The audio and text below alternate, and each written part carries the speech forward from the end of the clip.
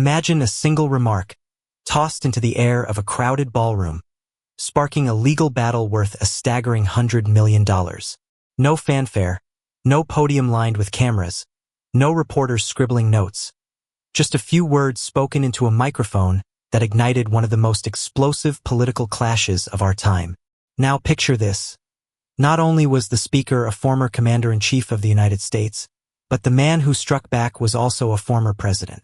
What unfolded wasn't gossip, wasn't rumor, wasn't a tweet storm. It was a lawsuit, signed, stamped, and unleashed less than half a minute later. 17 seconds. That's how long it took for Donald Trump's insult to Barack Obama to boomerang back in the form of a $100 million defamation case. The setting couldn't have seemed more ordinary. A polished ballroom in a Scottsdale, Arizona resort. Golden chandeliers cast a glow over circular tables dressed with white linens. Steak dinners half-eaten and donor pamphlets scattered across the room. Supporters sat back in their chairs expecting another round of the familiar. A blend of Trump's off-the-cuff jokes, applause lines, and fiery barbs. It felt like just another fundraising stop on his endless circuit. But this night wasn't routine. It was the spark of something bigger. From a corner of the room, someone's cell phone camera caught a short, shaky clip. 19 seconds. That's all it took. At first, the grainy footage looked unremarkable. Trump pacing the stage, mic in hand, gesturing with that familiar wave. Then the words hit. Barrack was the worst thing that ever happened to this country. Complete fraud. Everyone knows it. He belongs in jail. Laughter broke out. A smattering of claps. A couple of people stood to cheer. The clip ended abruptly, but the damage had already been done. By sunrise, it had been shared millions of times, plastered across social media feeds, turned into memes, edited into sound bites, and looped endlessly on TikTok. Then came the moment no one expected. 17 seconds after the video exploded online, Obama's legal team filed a lawsuit. Not a statement, not a press release, but a fully prepared legal complaint, demanding $100 million in damages. The precision of the timing stunned everyone. Cable news anchors blinked in disbelief. Some speculated it was a prank. Others whispered it was a calculated trap, years in the making. A radio host in Dallas voiced what many were thinking. This wasn't a reaction. This was a setup. Obama's been waiting for this exact slip-up. The national conversation shifted almost instantly. It wasn't about the insult anymore. It was about accountability. Across coffee shops, offices, and classrooms, Americans debated. When do words cross the line from rhetoric to something more dangerous? In Oklahoma City, Robert Lane, a lifelong Republican who admitted he never liked Obama's politics, told a local reporter, "If anyone can just stand on a stage and call someone a criminal, a fraud, with no evidence, where does that leave the truth?" His buddy across the table shrugged. "Trump's always talked like that. Why is this different?" But the answer was obvious. This time it wasn't Twitter. This time there were real legal consequences.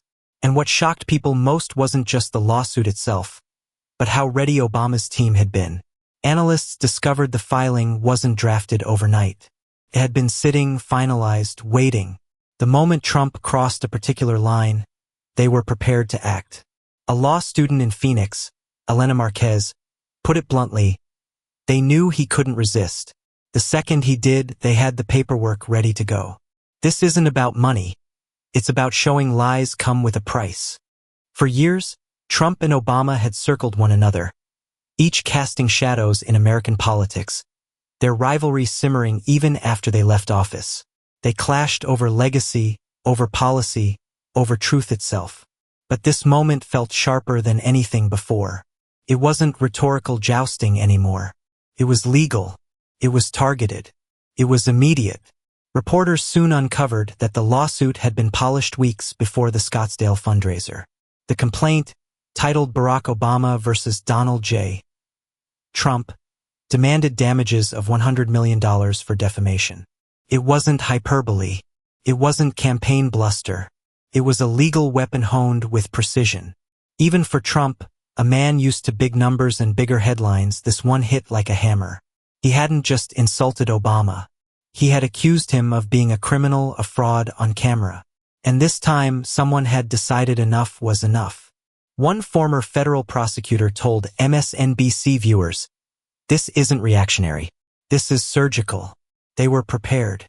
They were waiting. And now they've struck. Screens lit up with PDF screenshots of the lawsuit. Paragraphs of cool, clinical legal language spread like wildfire online. No shouting. No emotional jabs. Just stark accusations written in black and white. And then came the press conference.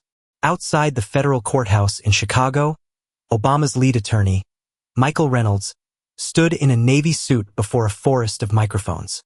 His voice was calm, his message firm. Words have consequences. When a former president uses his platform to make knowingly false statements intended to damage reputation and mislead the public, that is not politics. That is defamation.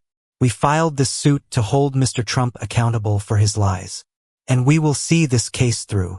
When pressed, Reynolds added, "This is not about revenge. This is about the truth." That sentence was repeated everywhere. This is about the truth.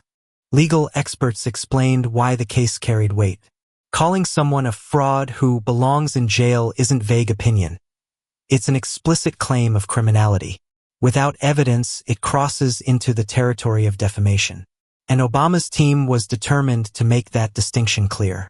Behind the scenes, journalists learned the lawsuit had been meticulously prepared. Late nights in a Chicago law office, associates pored through transcripts and recordings of Trump's past remarks.